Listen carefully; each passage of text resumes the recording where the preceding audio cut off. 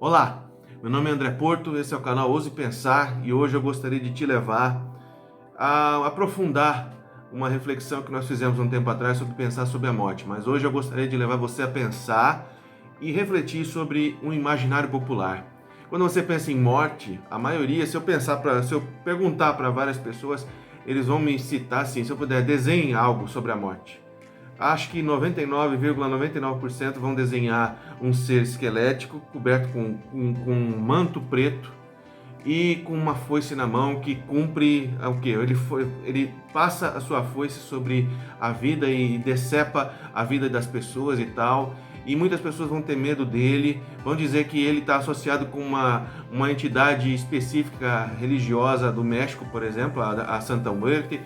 Não, e outros vão associar com outras coisas. Cada um tem o seu imaginário popular de acordo com aquilo que viveu ou que foi traumatizado, ok? Mas eu gostaria que diante de um texto que eu vou ler para vocês agora, nós estabelecêssemos uma breve explicação, uma breve reflexão após sobre este ser, tá? E o que eu penso sobre ele e que acredito que seja uma boa contribuição para as pessoas que passam por esse momento de pandemia em que têm convivido tão mais de perto ou mais de longe com relação à morte. O fato é que a morte tem feito sua dança nos nossos meios, tá certo? Então, nesse momento eu vou falar para você um texto que eu redigi um pouco tempo atrás e ele chama-se A Dança do Ceifador. É de autoria minha e eu gostaria que você prestasse atenção um pouquinho nesses versos que não são só rimas, são reflexões sobre esse tema que são muito importantes.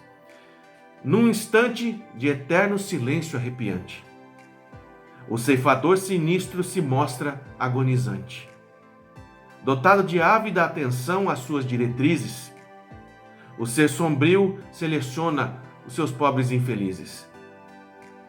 Suas armas são sorrateiras e muito poderosas, mas também simples, diretas e muito horrorosas.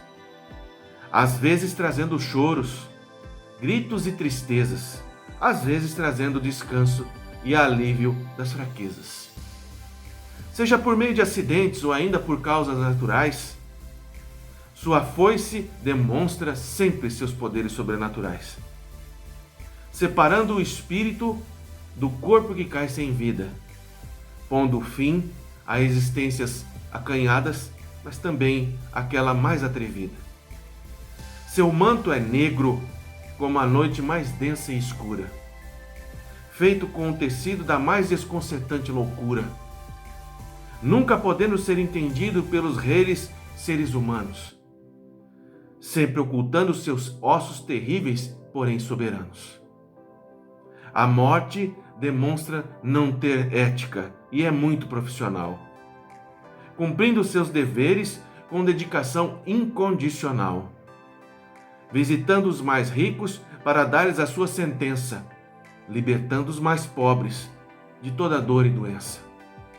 Seu toque é ambíguo e totalmente irresistível, iniciando a desintegração da matéria corruptível, deixando livres os que viveram de forma proveitosa e aprisionados os que agiram de forma desastrosa.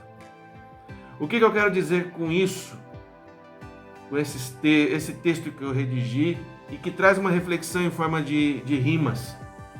Eu quero dizer o seguinte: às vezes, aqueles que causam a morte, eles têm uma ética específica. Às vezes seguem agendas políticas, às vezes seguem agendas religiosas, agendas esdrúxulas de pensar realmente, de pensar que a morte é necessária e que eles pouco se importam com muitas pessoas que estão ao redor.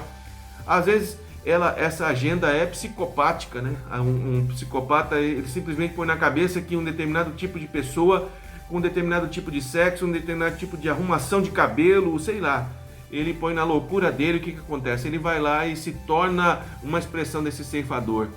Mas todas essas expressões que eu te falei, elas têm uma ética que pode ser distorcida totalmente, aberração totalmente, mas eles abraçaram esse espectro da morte e quiseram ser uma representação deles. Nós estamos vendo que às vezes erros políticos em termos governamentais podem causar um cataclisma, né, na nossa saúde, como está ocorrendo agora. Mas nesse momento eu gostaria de falar sobre essa expressão, que muita gente tem medo dessa expressão, dessa figura, como ela se apresenta e tal.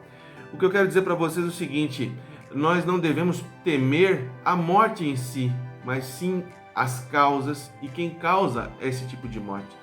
E nos antever e nos colocar, nos posicionar de forma seguinte, que a morte para nós não seja um medo, aquela coisa que nos paralisa e tal, mas sim que ela seja um fortalecimento para que nós cresçamos e corremos, para que a gente possa ir atrás, se fortalecer e realmente lutar por aquilo que nós temos direito, que é o quê? Atendimento médico, atendimento psicológico, nos proteção de segurança, quando eu falei dos psicopatas e outras coisas, assassinos, né?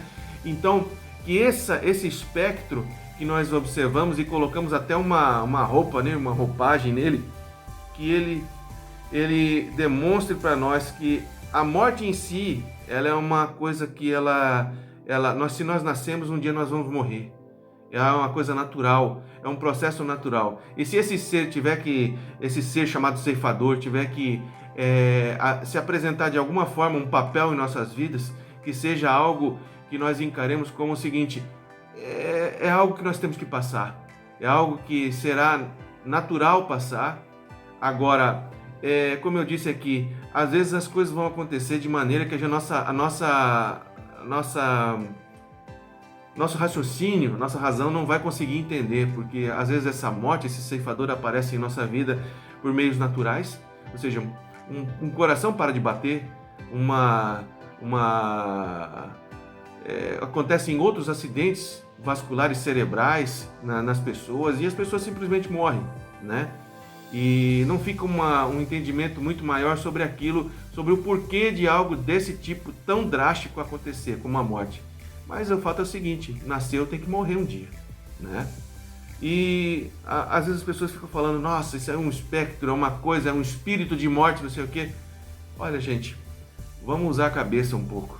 Vamos usar a cabeça um pouco sem ser tão fanático em termos espirituais e religiosos. A morte é algo que acontece.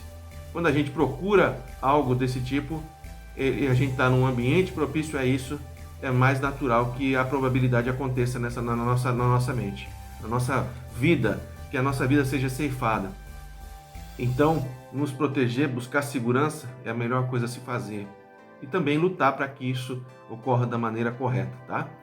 Eu não estou dizendo que as crenças estão erradas ou isso ou aquilo, não é nada disso. Estou dizendo o seguinte: não coloquemos respostas tão simples em uma coisa que é extremamente parte da nossa existência, que é o espectro de morte, assim como um dia a nossa luz, nossa força vital, ela foi soprada para dentro do nosso corpo, quando nós somos moldados no ventre da nossa mãe, assim um dia também a gente vai expirar e jogar para fora, e alguns vão entender que a gente vai partir para uma outra existência, outros vão dizer que a gente simplesmente apaga e não vai ter mais nada. Ótimo, mas assim, o processo da morte ele não é ignorado nesse ponto.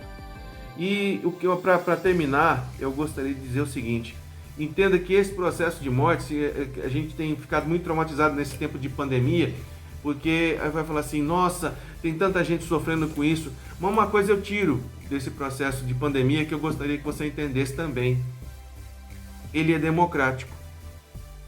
Ai, André, que coisa trágica chamar de democrático isso. Não, ele é democrático, sabe por quê? Ele vem para ricos e pobres. Conheço amigos que tinham muito posição social, que tinham dinheiro na conta, no bolso, sabe? Cargos políticos, jurídicos e outros mais, certo? Só que eles morreram da mesma forma que outros que não tinham uma casa estavam pagando aluguel, vendendo o almoço para comer a janta, certo? Pessoas que não tinham condição nenhuma. Essa doença veio para todos. Talvez eu tire uma coisa muito forte dessa pandemia. Veio para mostrar que, independente da forma que você nasceu, com o sobrenome que você tem, das coisas que você tem, quando a morte vem, o ceifador vem, ele não escolhe, ele simplesmente vai de acordo com aquele tempo. Se aquele tempo da nossa vida findou, ele vai executar a sua função. Ele é profissional, ele é totalmente direto naquilo que ele tem que ser. Ele talvez seja mais ou menos como ele não pode fazer a acepção de pessoas. Se aquele momento aconteceu e aquela doença chegou, ele vai lá e executa a sua função. Simplesmente isso. Então, nosso inimigo não é a morte ou o ceifador. Nosso inimigo é a forma como nós escolhemos os nossos dirigentes, nossos governantes. O nosso inimigo é como nós não demos atenção mais a Copas do Mundo do que a hospitais.